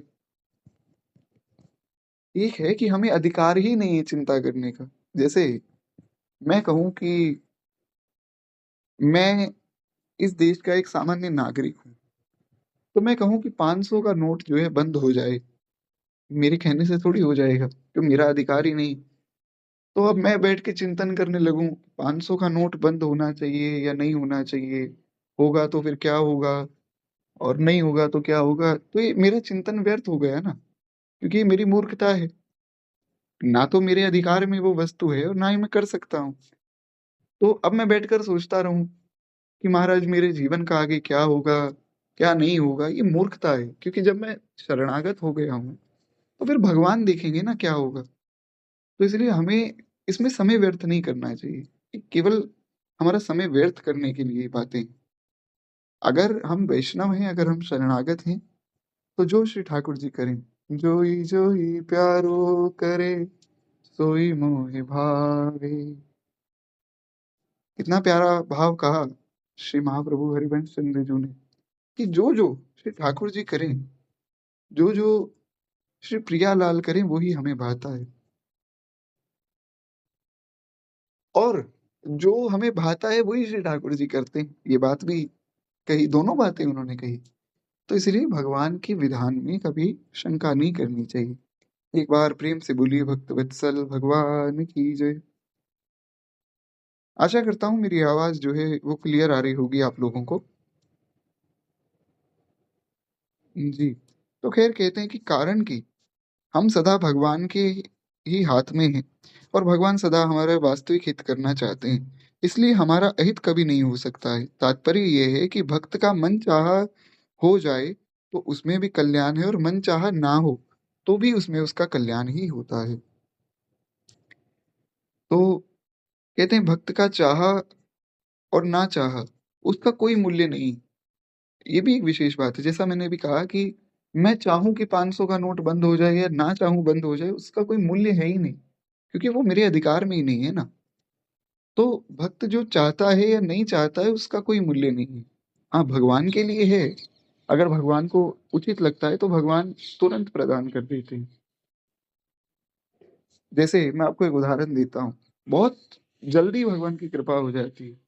अब जैसे आप लोग तो सब भक्त वैष्णव जन हैं, सुबह सुबह उठकर भगवान की कथा सुनने आए हैं, इसलिए आए हैं कि भगवान का प्रेम मिले, भजन बने। तो मैं जो हूँ, मैं तो भक्त हूँ नहीं। तो मैं तो बस कुछ खाने पीने को मिल जाए, खूब मान पद प्रतिष्ठा मिल जाए, मैं तो इसलिए ही थोड़ा बहुत ये नाटक करता हूँ। तो एक दिन की बात है महाराज, मैं ऐसे ही अपने घर की तरफ जा रहा था। चलते चलते मन में आया कि बड़े दिन हो गए मोतीचूर का लड्डू नहीं खाया, क्योंकि भगवान का चिंतन तो बनता नहीं। ये तो कोई स्मरण होता नहीं कि चलो भगवान का नाम जप लें। इधर उधर की बातें सोचता रहता हूँ, तो मन में आया कि मोतीचूर का लड्डू खाए बड़े दिन हो गए। तो मैं अपने घर से 5-7 घर दूर ही था, और इतने में मैंने देखा कि एक व्यक्ति आए एक्टिवा से। वो उन्होंने जो है मंदिर की बेल बजाई। तो मंदिर में पूज्य दादाजी महाराज वे पूजा कर रहे थे। तो वे बाहर आए, उन व्यक्ति ने हाथ में कुछ एक छोटी सी डिब्बी उनको दी दादाजी को, और उनको प्रणाम करके कुछ बात बता के चले गए। इतनी देर में मैं घर पहुंच गया। तो मैंने कहा कि ये कौन आए थे। उन्होंने कहा कि पास में जो है किसी व्यक्ति ने सवामनी की है सालासर में, भगवान हनुमान जी महाराज को भोग लगाकर ये लड्डू भेजे हैं मोतीचूर के। तो महाराज अभी 5 घर दूर था और मन में भाव जगा, और इतने में तो वो लड्डू आ गए। तो ये तो हो गई संसारिक वस्तु की मांग। हालांकि भगवान का प्रसाद मिला, बड़ी कृपा हो गई। पर अगर कोई कहे कि प्रभु मुझे केवल प्रेम चाहिए, ना मुझे लड्डू चाहिए और ना मुझे सोना चाहिए, ना धन चाहिए, ना गाड़ी चाहिए, तो भगवान क्यों नहीं प्रेम प्रदान करेंगे? बात ये है कि हम अगर संसार से हटकर प्रेम माँगेंगे, तो विश्वास मानिए तुरंत भगवान प्रेम प्रदान कर देंगे।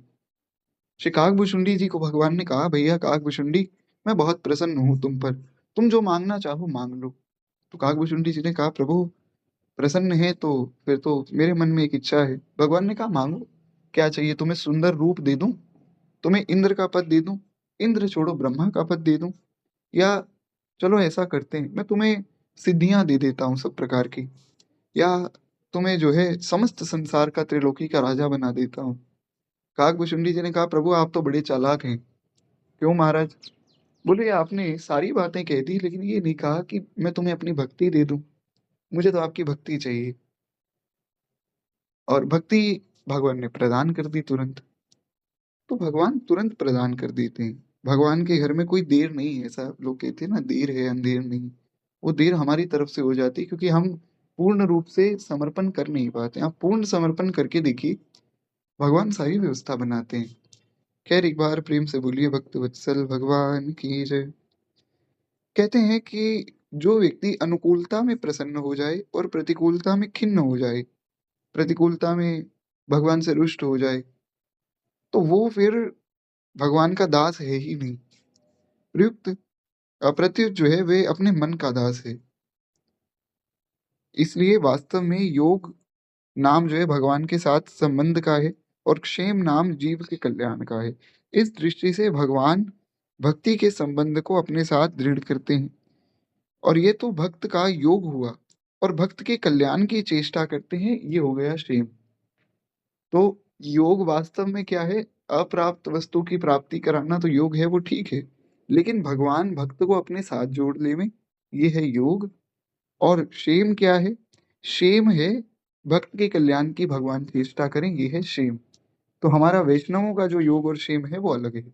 इसलिए मैंने कहा था कि ये बहुत गंभीर है चर्चा भगवद गीता की। अगर आप इसको गंभीरता से सुनेंगे ना, आपको इतना सुख मिलेगा, इतना आनंद मिलेगा कि आप सोच नहीं सकते। तो इस प्रकार से योग और क्षेम का अर्थ हमारे लिए ऐसा है। बहुत से अर्थ हैं ऐसे जो वैष्णवों के लिए अलग हैं, संसार में अलग है। जैसे मिथिला में आप जाएँ, तो मिथिला में उन्होंने रामायण का ही अर्थ अलग कर दिया महाराज। मिथिला में भगवान के विवाह से आगे कथा नहीं होती।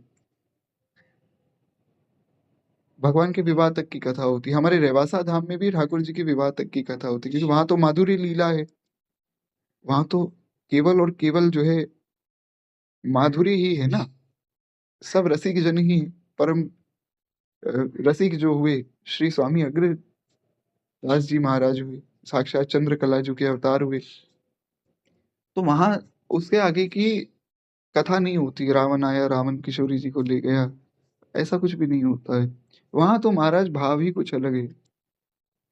कहें तो मैं एक छोटा-सा भाव निवेदन कर दूँ, बड़ा प्यारा भाव है। अब मन में आया है तो सुन लिया जावे। परसों मैं सुन रहा था पूज्य प्रेमानंद बाबा भी यही पद सुन रहे थे, पूज्य मामा जी का ये पद है। तो एक रील में मैंने देखा और मेरे मन में आया कि बड़े दिन हो गए हमारी कथा में भी चर्चा नहीं हुई। तो एक छोटा-सा भाव, श्री ठाकुर जी किशोरी जी को देखते हैं, तो संसार तो कहता है कि राम को देख कर श्री जनक नंदिनी बाग में जा खड़ी की खड़ी रह गई। राम देखे सिया और सिया राम को चारों अखियां लड़ी की लड़ी रह गई। ये तो संसार की दृष्टि है, ठीक है। श्री किशोरी जी जो है खड़ी रह गई और भगवान को देखती रह गई, वो ठीक है। पर हमारे जो मिथिला के रसिक जन हैं, उनका भाव क्या है? जो किशोरी जी की सखियां हैं, उनका भाव क्या है? छूटल लीलार पर पसीना हो लाल काहे छूटल लीलार पर पसीना, छूटल लीलार पर पसीना हो लाल काहे छूटल लीलार पर पसीना। बड़ा प्यारा भाव है। सखियां गा रही हैं कि जब ठाकुर जी ने पहली बार किशोरी जी को देखा, तो सखियों ने देखा कि भगवान के मस्तक पे पसीना आ गया। तो सखियां गा रही। सखियों ने पूछा बाद में, जब श्री ठाकुर जी किशोरी जी का विवाह हुआ, तो सखियाँ एकांत कक्ष में भगवान को किशोरी जी को ले गईं। तो वहाँ सखियाँ प्रश्न करतीं कि प्रभु उस दिन तो आपके मस्तक पे छूट रहा था पसीना, उस दिन क्या हो गया था महाराज आपको?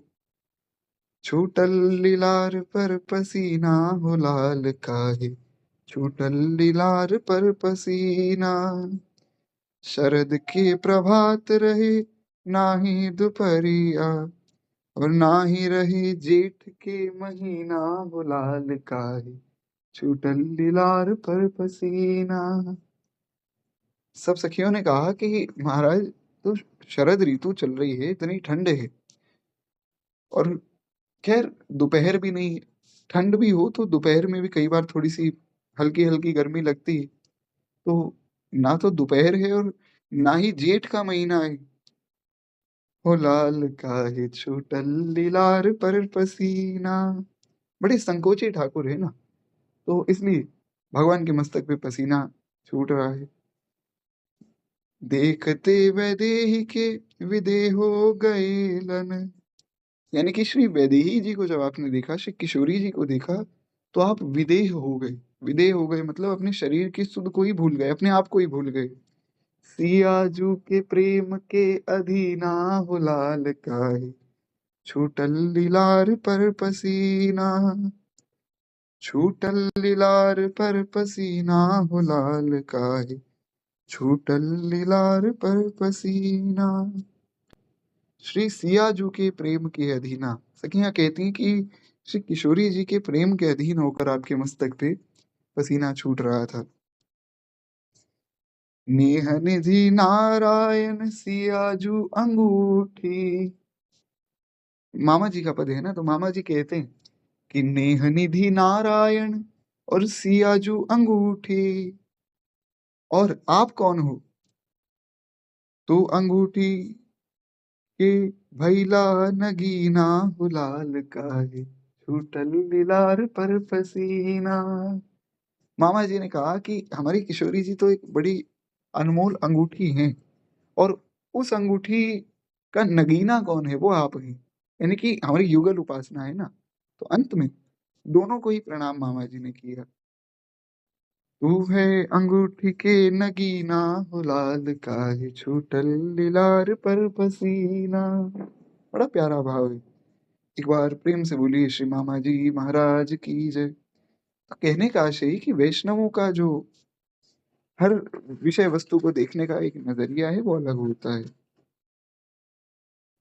हर जगह आनंद ही आनंद।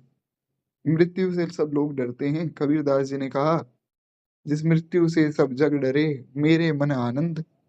लोगों ने कहा कि ये कैसी बात है? अरे मृत्यु से तो सारा संसार डरता है, आप प्रसन्न क्यों हैं? बोले, मृत्यु से सब जग डरे, मेरे मन आनंद। कब मरी हूं, कब भेंटी हूं, पूर्ण परमानंद। कि कब मरूंगा, कब ठाकुर जी के पास चला जाऊंगा। तो वैष्णव की दृष्टि अलग होती है। खैर इसलिए श्री स्वामी जी महाराज कहते हैं कि वास्तव में यही योग और यही क्षेम है कि भगवान के साथ संबंध हो और भगवान हमारे कल्याण की चेष्टा करें। कहते हैं ये भक्त का क्षेम है। इस बात को लेकर दूसरे अध्यायों में भी इसका वर्णन आया। दूसरे अध्याय के 45वें श्लोक में भगवान ने अर्जुन के लिए आज्ञा दी कि अर्जुन, तू निर्योग क्षेम हो जा। इसका मतलब क्या है? दूसरे अध्याय का 45वां श्लोक जब हम सुनेंगे, उसमें हम आगे सुनेंगे, इसका मतलब यह है कि तू योग और क्षेम के संबंध में चिंता मत कर। क्यों? क्योंकि उसका भार मेरे ऊपर है, उसका वहन मैं करूंगा। तो ये बात भगवान ने अर्जुन को कही है। और उसके बाद आया वहां में हम का तात्पर्य ये है कि जैसे छोटे बच्चे के लिए माँ किसी वस्तु की आवश्यकता समझती है, तो बड़ी प्रसन्नता से और उत्साह से स्वयं ही वो वस्तु लाकर दे देती है। बच्चे को क्या पता कि ये क्या वस्तु है, मेरे लिए किस काम में उपयोगी है? छोटा बच्चा थोड़ी जानता है, पर माता लाकर देती है। अब मान लीजिए कोई छोटा बच्चा है और उसको किसी दवाई की आवश्यकता है। अब बच्चा तो अपना आराम से सो रहा है, माता को पता है कि जैसे ही ये उठेगा, इसको दवाई पिलानी पड़ेगी। तो बड़ी घबरा जाती हैं कि जल्दी से जल्दी दवाई लाओ, घर में नहीं है तो मार्केट से खरीद कर लाओ, ये बच्चा जैसे ही उठेगा मैं पिलाऊंगी। तो ये माता की चिंता है ना, बालक को क्या चिंता होगी? इसलिए भगवान ने कहा श्रीमद् रामचरितमानस में, करहु सदा तिनके रखवारी, जिमि बालक राखई महतारी। भगवान ने कहा कि लक्ष्मण, जो मेरे शरणागत हैं, मैं उनकी रक्षा वैसे ही करता हूँ जैसे एक माता अपने बालक की करती है। बस बात ये है कि हम उसको मानें, हम विश्वास करें। बारंबार दास का यही निवेदन है कि अगर हम भगवान के शरणागत होकर भी चिंता कर रहे हैं, तो फिर कैसी शरणागति? फिर तो महाराज हर पल हर क्षण आनंद में रहना चाहिए। कहते हैं कि ऐसे ही मेरे में निरंतर लगे हुए भक्तों के लिए मैं किसी वस्तु की आवश्यकता समझता हूँ, तो वो उन्हें स्वयं दे देता हूँ, और भक्तों का सब काम भी मैं कर देता हूँ। उनको कुछ नहीं करना पड़ता है। तो ये तो हो गई व्याख्या। एक बार प्रेम से बोलिए भक्तवत्सल भगवान की जय। अब परिशिष्ट भाव भी आया। पहले मैंने आपको कल बताया था कि हर श्लोक से पहले स्वामी जी ने संबंध लिखा कि इस श्लोक का पिछले श्लोक से क्या संबंध है, और अब परिशिष्ट भाव भी लिखा, एक विशेष भाव और लिखा। तो स्वामी जी ने इतना विस्तार कर दिया है, किसी को ना भी समझ आ रहा हो तो भी समझ आ ही जाएगा। परिशिष्ट भाव ये है कि भगवान यहाँ पूर्व श्लोक में वर्णित वैदिक सकामी मनुष्य और आगे पीछे के श्लोकों में जो वर्णित सब बातें हैं, कहते हैं कि आगे के श्लोकों में वर्णित अन्य देवताओं की उपासकों की अपेक्षा में अपने भक्तों की विशेषता बताते हैं। यानी कि जो अन्य देवताओं के उपासक हैं, उनकी अपेक्षा में, उनके कंपैरिजन में भगवान के भक्त श्रेष्ठ क्यों हैं, वो भगवान ने बताया। क्योंकि अन्य देवताओं के उपासक जो हैं, वो देवताओं से प्रार्थना करते हैं हमें ये मिल जाए, वो मिल जाए, और उतने में प्रसन्न हो जाते हैं। भगवान के उपासक श्रेष्ठ इसलिए हैं, भगवान का भक्त इसलिए सबसे श्रेष्ठ है, क्योंकि भगवान का भक्त कुछ चाहता नहीं, वो भगवान की रजा में ही रजामंद रहता है। कहते हैं भगवान के अनन्य भक्त ना तो पूर्व श्लोक में वर्णित इंद्र को मानते हैं, ना ही आगे के श्लोकों में वर्णित अन्य देवताओं को मानते हैं। इंद्र की उपासना करने वाले तो जो है कामना के अनुसार सीमित फल मिलता है, परंतु भगवान की उपासना करने वाले को असीम फल मिलता है। देवताओं का उपासक तो मजदूर की तरह रहता है, और भगवान का उपासक जो है घर के सदस्य की तरह रहता है। बड़ी सुंदर बात बताई स्वामी जी ने। आशा करता हूँ कि आप सब जो है मेरे साथ बने हुए हैं। एक बार सब लोग प्रेम से बोलिए भक्तवत्सल भगवान की जय। यहाँ भगवान ने पुत्र कह दिया ना, हमने रामचरितमानस का भी उदाहरण ले लिया, श्लोक का भी उदाहरण ले लिया, भगवान ने पुत्र ही कह दिया जब, तो पुत्र तो अपना ही है। फिर चाहे वो गलती करे ना करे। अब जो यज्ञ आदि है कि देवता तो यज्ञ आदि से प्रसन्न होते हैं ना, उसमें अगर कुछ कहीं एक शब्द का भी उलटफेर हो गया ना, मंत्रों की भी थोड़ी बहुत गलती हो गई, तो महाराज उसका अनिष्ट हो सकता है। जो कुंभकर्ण था उसने यही तो मांगा कि इंद्रासन मिल जाए। सरस्वती जी जीभ पर बैठी तो इंद्रासन का निद्रासन हो गया, वो सोता ही रह गया महाराज। ऐसा बहुत बार होता है। मेघनाद ने भी एक यज्ञ किया था, उसमें उसके यज्ञ में भी ऐसे ही भगवान की माया चली कि जो यज्ञ रावण, क्षमा चाहूंगा, रावण कर रहा था मेघनाद के लिए, और वो ऐसा यज्ञ था, उसमें महाराज बड़ा भयावह वो यज्ञ था। वो भैंसों की बलि दे रहा था रावण, बड़ा, क्योंकि राक्षसी है ना, तो राक्षसी तामसिक यज्ञ चल रहे थे, और भैंसों की बलि देता जा रहा था, और वो ऐसा यज्ञ था कि मेघनाथ हार नहीं सकता था। हनुमान जी तो हनुमान जी महाराज, जो भगवान के भी काम बनाते हैं, वो हैं श्री हनुमान जी महाराज। एक बड़ा प्यारा भाव है कि दुनिया रचने वाले को भगवान कहते हैं, संकट हरने वाले को हनुमान कहते हैं। भगवान पर संकट आ गया, भगवान ने कहा ये मेघनाथ मरेगा कैसे? हनुमान जी ने कहा प्रभु कोई बात नहीं, मैं आपकी कृपा से कुछ व्यवस्था कर देता हूँ। हनुमान जी गए और महाराज एक लात मारी रावण को, और जैसे ही लात मारी तो, क्योंकि तामसिक यज्ञ है ना, तो रावण फिर बैठ गया, लेकिन उससे मंत्र की गलती हो गई। मंत्र की गलती हो गई तो जो मेघनाथ की विजय की कामना थी वो मृत्यु की कामना में परिवर्तित हो गई, मेघनाथ मर गया। तो वहां तो एक नौकर की तरह अन्य देवताओं की उपासना में, इसमें अन्य देवताओं का अपमान नहीं है, पर यहाँ पर एक बात समझाई जा रही है कि भैया कितने देवताओं की पूजा कर लोगे? 33 करोड़ देवी देवता है, 33 कोटि नहीं, 33 करोड़। तो वैसे तो देवी-देवता तो अनंत हैं, जो 33 करोड़ देवी-देवता हैं, ये सतयुग में भी 33 करोड़ थे, त्रेता में भी 33 थे, द्वापर में भी 33 थे और कलयुग में भी 33 हैं। क्या ऐसा हो सकता है? आपके घर में 5 सदस्य हैं, तो वो 5 साल बाद भी 5 रहें, 15 साल बाद भी 5 रहें और 50 साल बाद भी 5 रहें, क्या ऐसा संभव है? परिवार तो बढ़ेगा ही। तो देवता तो अनंत हैं, लेकिन फिर भी मुख्य जो 33 करोड़ देवी-देवता हैं, हमने मान लिया। 33 करोड़ की उपासना कैसे कर लेंगे आप? किसकी उपासना में क्या चाहिए, हमें क्या पता? इसलिए भगवान की उपासना करने से सबकी हो जाती है। ये बात यहाँ स्वामी जी समझा रहे हैं कि नौकर नहीं बनना है, घर के सदस्य की तरह भगवान की खूब पूजा हम करें। कहते क्योंकि नौकर को तो मज़दूरी के हिसाब से उसको पैसा मिलता है, जितना वो मज़दूरी करेगा उतना पैसा मिल जाएगा। आजकल एक नया ट्रेंड चला है, परफॉर्मेंस बेस्ड जो है अलाउंसेस मिलते हैं। यानी कि जितना काम आप करेंगे कंपनी में, उतना पैसा आपको मिलेगा। पहले से ऐसे फिक्स सैलरी नहीं होती, कई जगहों पर ऐसा होता है कि पहले से आपका वेतन फिक्स नहीं है। जितना ज़्यादा काम करते जाएँगे, उतना-उतना पैसा मिलता जाएगा। तो ये तो हो गई मज़दूरी। लेकिन जो घर का सदस्य है, अगर वो छोटा बच्चा मान लीजिए कोई है और वो पिताजी को कुछ आरती की थाली भी लाकर दे दे कि पिताजी आरती कर रहे हैं और वो भाग कर गया, कुछ धूप ले आया, कुछ आरती की सामग्री ले आया उठाकर, पिताजी बड़े प्रसन्न होते हैं, उसको सब कुछ दे देते हैं। प्रथम बार श्री नंद बाबा महाराज को कहीं जाना था और बाबा जो है अपनी खड़ाऊ ढूँढ रहे थे। छोटे से जो हैं ठाकुर जी हमारे, वे गुटरुम-गुटरुम चल कर गए। अपने मस्तक पे भगवान ने नंद बाबा की खड़ाऊ को रखा है। अब नंद बाबा इधर-उधर देख रहे हैं कि खड़ाऊ कहाँ है, खड़ाऊ कहाँ है? यशोदा जी से पूछ रहे हैं। इतने में पीछे से श्री ठाकुर जी का बड़ा छोटा-सा कोमल-सा हाथ नंद बाबा के वस्त्र को ठाकुर जी ने खींचा। छोटे-छोटे भगवान के हाथ हैं। नंद बाबा ने मुड़कर देखा तो छोटे से लाल जी और महाराज सिर पर उन्होंने नंद बाबा की खड़ाऊ को उठाया है। जिस परब्रह्म को सब लोग सिर पर धारण करते हैं, वो आज नंद बाबा की खड़ाऊ को सिर पे लेकर खड़ा है। कैसा अद्भुत प्रेम भगवान का है। एक बार प्रेम से बोलिए बाल कृष्ण लाल की जय।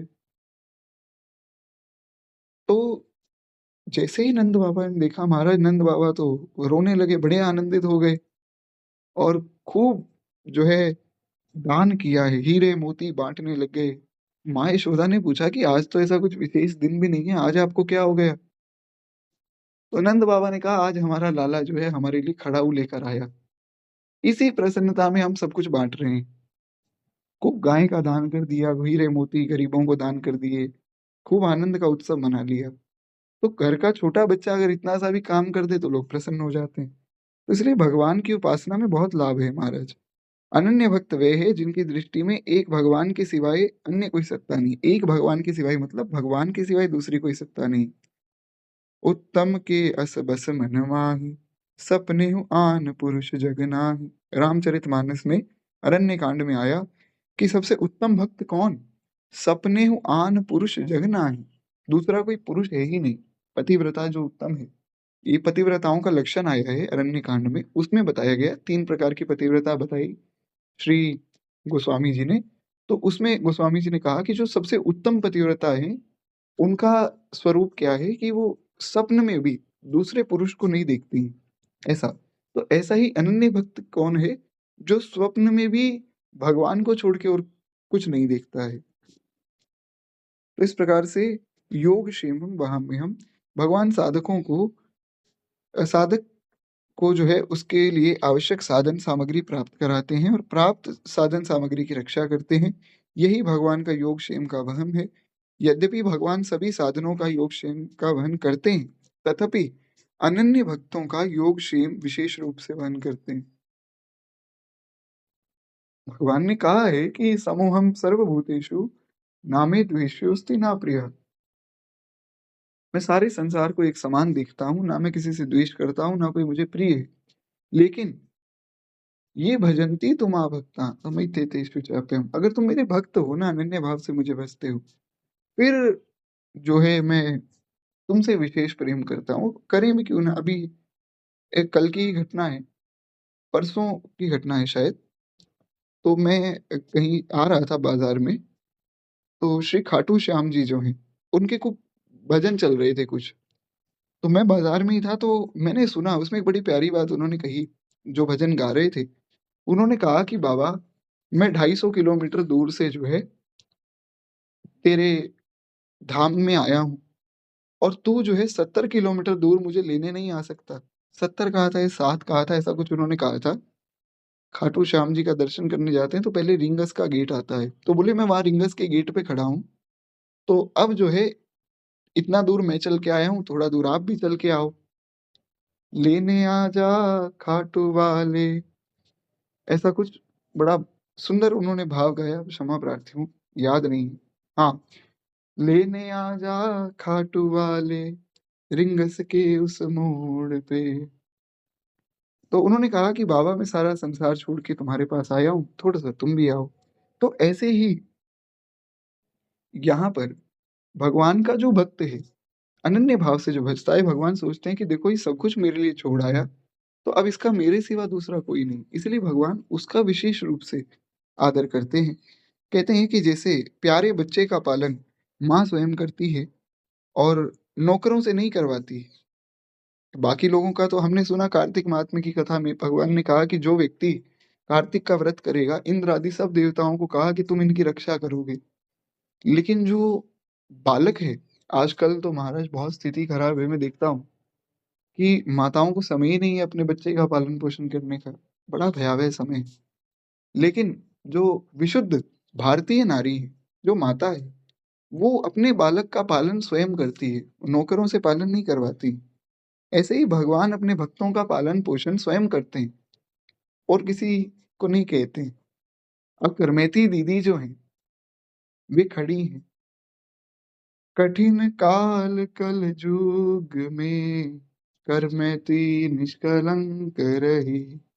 साधु जी नश्वर पतिरति त्याग, साधु जी नश्वर पतिरति त्याग, कृष्ण पद सोरति जोरी। अब ऐसे ही करमैती दीदी के पास भगवान भेज दें इंद्र देवता को कि जाओ पूछ कर आओ क्या चाहिए उनको। तो जो घर-बार छोड़कर आ गईं, संसार छोड़कर आ गईं, इतना रोती थी करमैती दीदी, इतना रोती थी कि ऐसा लगता था यमुना जी के किनारे पर जब ये खड़ी होती थी ना, गरमा-गरम तपती हुई वो बालू, उस पे नंगे पाँव, छोटी-सी करमैती दीदी और वे लगभग 10-15 साल की 10-12 साल की आयु उनकी, और वे नंगे पैर इतनी तप्त बालू पर खड़ी होकर कृष्ण प्रेम में रो रही हैं यमुना जी के किनारे कि उस बालू में भी, अब जो गरम मिट्टी होती है ना, गरम बालू होती है, उसमें आप पानी डालते रहें तो दिखता नहीं। पर वो इतना रोती थी कि उस बालू में भी ऐसा लगता था कि यमुना जी से जोड़ने के लिए एक धारा बन गई है। इतना उनके नेत्रों में अश्रु। अब उनको जाकर भगवान कह दें कि हम तो नहीं आएँगे, किसी नौकर को भेज देंगे। तो देवता सब भगवान के नौकर ही तो हैं।